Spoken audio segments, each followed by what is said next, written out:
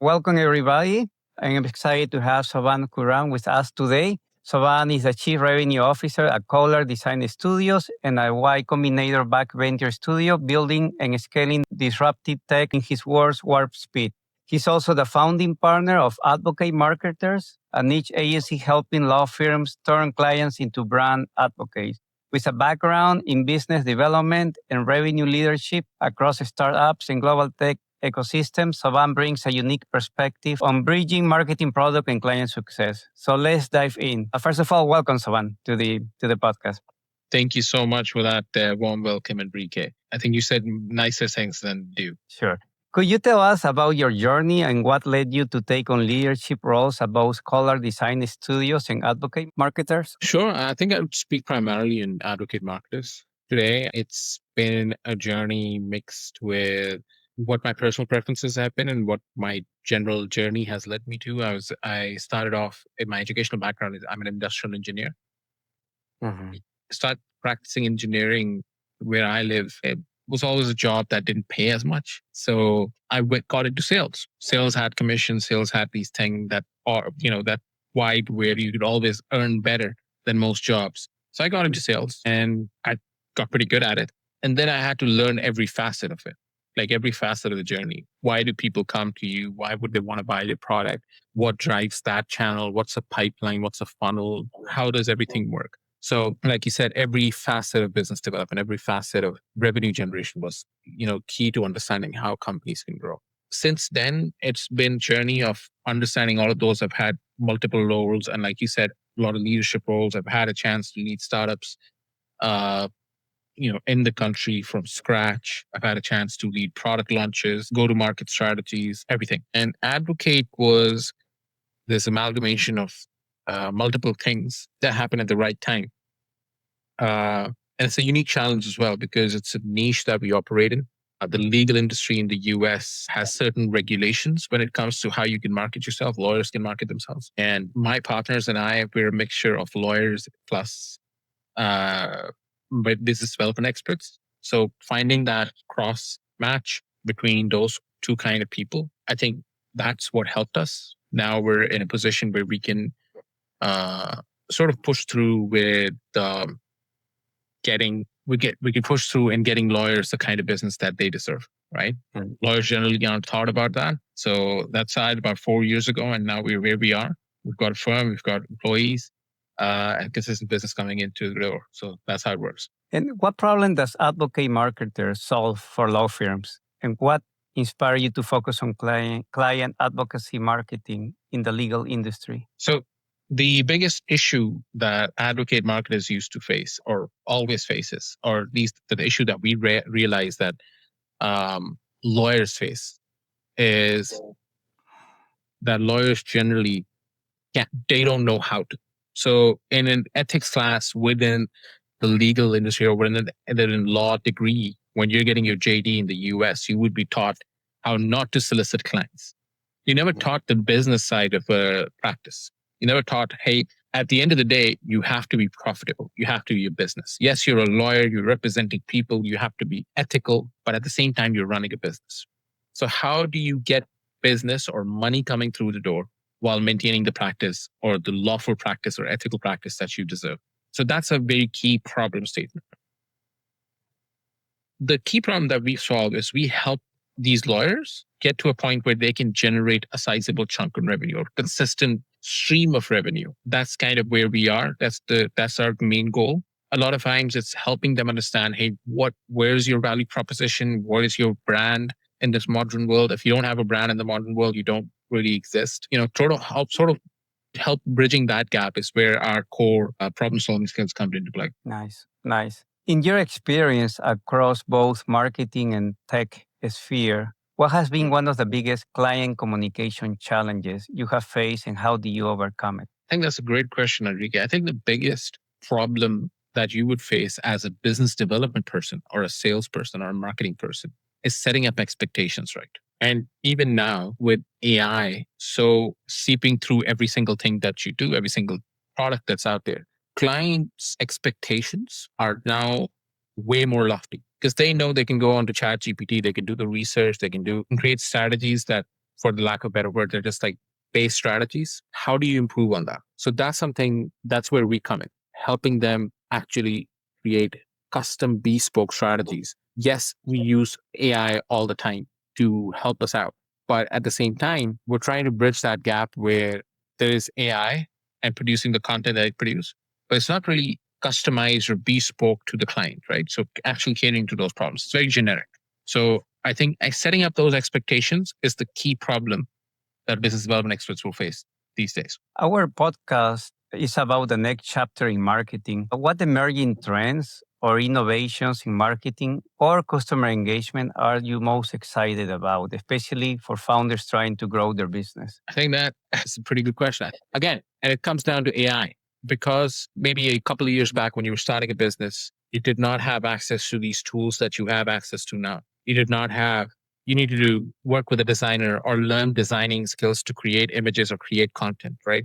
You needed to have a researcher, or you needed to spend time researching or looking at stuff. Now you've got ChatGPT, Gemini, Perplexity, and all those tools that can create this raw content or collateral out there. Now it's about how to use that properly. So I'm really excited about the fact that how everyone is on a level playing field. No one's really a designer. Obviously, yes, if you're a designer, you could really make better content.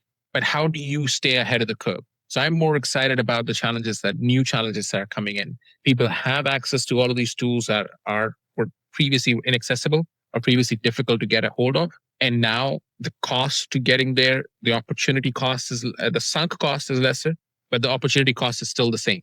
So how do you balance that out? That's where I'm excited about.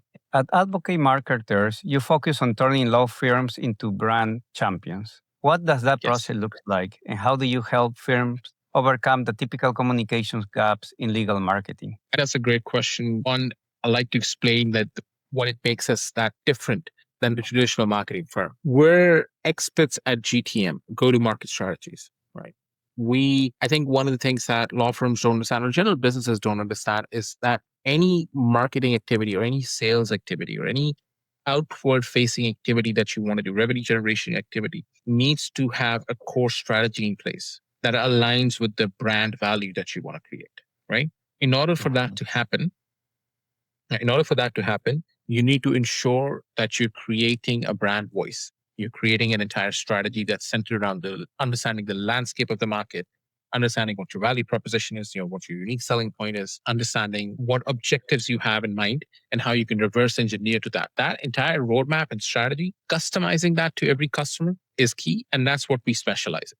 We'll do some sessions with you. We'll work with you. It's a collaborative process, and we'll try to get to that point where we have a full end, like a charter plan that we can implement for you in order to get the results that you desire. And do you have a success story where great communications or a marketing strategy made a crucial difference? For instance, turning a client into a champion or scaling a product to a wider market? I think the most recent one that comes to mind, I think we were working with this client that was in the league. It was a chatbot, but it was a legal chatbot. So they were entering a new market, and we did a GTM with them, try to understand. We made sort of a pivot. Instead of like focusing primarily on these AI responses, we structured in a different way. We got them to focus on a couple other markets as well. And now they're pretty successful. They've grown from initially having revenue in a couple of $1,000 because they were a very fresh firm. Now they have raised over $1 million, and they have a consistent stream of revenue going in. And I think the only reason that we were able to help them is, firstly, they were open to listening to us. Secondly, we were able to tell them to their face, hey, this is where what you're doing wrong, right? For them, it was more about focusing on this one niche where there were opportunities afloat for other niches as well. And because of the fact that they were creating like an AI bot, they could basically do this across spectrum, across different industries, and get that same result as well. So that kind of thing really helped us, and also obviously helped them and become a success story for us. They're still a customer for us. Our audience is mainly co-founders who may not have strong marketing backgrounds. What is one piece of advice you will give them about communicating the value of their software product to clients or investors? Be open to accept that your product isn't the best. Sometimes. A lot of times it will be the best. But sometimes there is a chance your product isn't doing well or isn't the best out there, right? Which is fine. Your product doesn't have to be the best.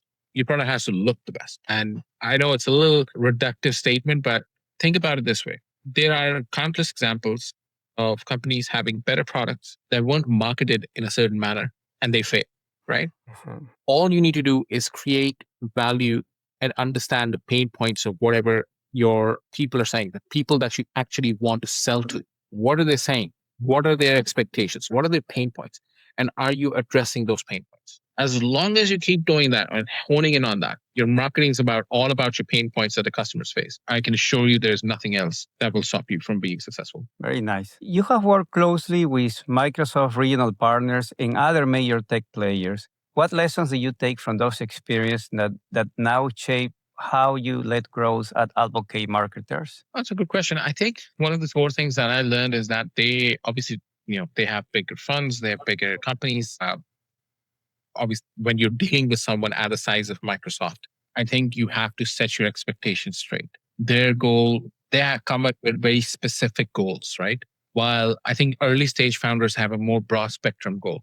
Like it's their goal isn't right out of the gate. They won't be talking about, hey, I want to be positioning myself as a certain niche in a certain environment. For them, it's more about revenue, right? It's from day to day, making sure that monthly revenue and then annual revenue increases. For someone like Microsoft or someone like Oracle, they have a very specific goal in mind. Like if they're talking to you for a certain thing, they're probably talking to you about a certain type of product and a certain type of goal or objective within that product that they want to talk to you about, right? So you have to drill down and focus on very typical, like a minutia kind of a thing. So that's one thing. So I think that's the difference, and that's what I've learned. That's what you have to do. Are there any core principles you follow when building relationships with clients or leading teams that you might share in the podcast? Under promise, over deliver. Always, always, always, when you think there is something that you can do in 5 days, say you'll do it in 7 days. And then if you can do it in 4, the client's always going to be happy. So always, always under promise and over deliver. That's the best route to take when dealing with clients. Believe me, I've dealt with, if that, at this point, if not thousands, maybe hundreds of thousands of clients. So I know what I'm talking about when I say this. If the moment you promise something you won't be able to deliver, there's a breakdown in relationship.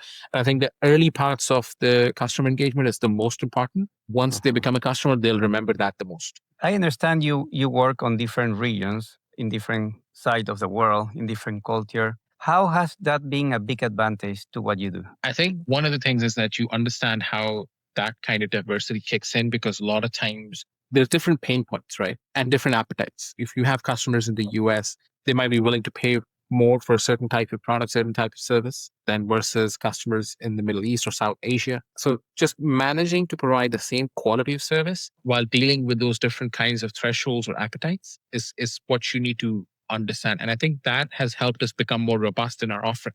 Because while we offer the consistent pricing across the board, we're able to offer the same level of service to anyone, whether they're in the United States, whether they're Australia, South Asia, wherever they are.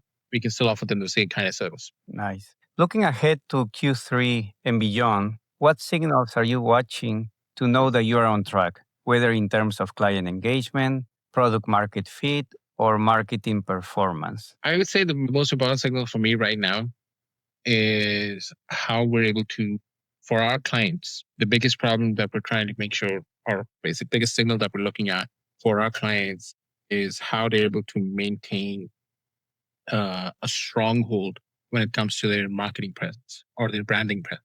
It's a more vague signal. I don't think it will be easy to quantify, but there are certain ways we can quantify it. Every client's slightly different, but just the ability to hold their attention for a prospect, for a client, that's the biggest signal that we're looking at. Are your prospects still attentive or still focused on what you're offering? So that's kind of thing is what we're trying to find a balance. It's going to be difficult to quantify, but I think we'll get there soon enough. Well, thank you so much for everything. Do you have any last piece of advice or any statement you would like to do on the podcast for our viewers? I think one of the biggest advice I can give for any early stage founder, early stage entrepreneur, someone in marketing who doesn't know how to do it, I think I'll just give them my example. I didn't know how to do this about 10, 11 years ago. I read a lot. I watched people who do this a lot. I followed people, had a lot of mentors. I was fortunate enough for that, and then studied it. It comes with patience. I think the most important facet a marketing person or a salesperson or someone in business development can have is patience. If you can build that, your business will be successful. So just build a bit of patience. You will get wherever you want to be. Awesome. Awesome. Well, thank you, Soban. It was incredible, insightful. I appreciate your openness and examples, and thank you for being part of this podcast. Appreciate your time. Thank you so much for your time, Enrique. Have a lovely rest of your day. Thank you.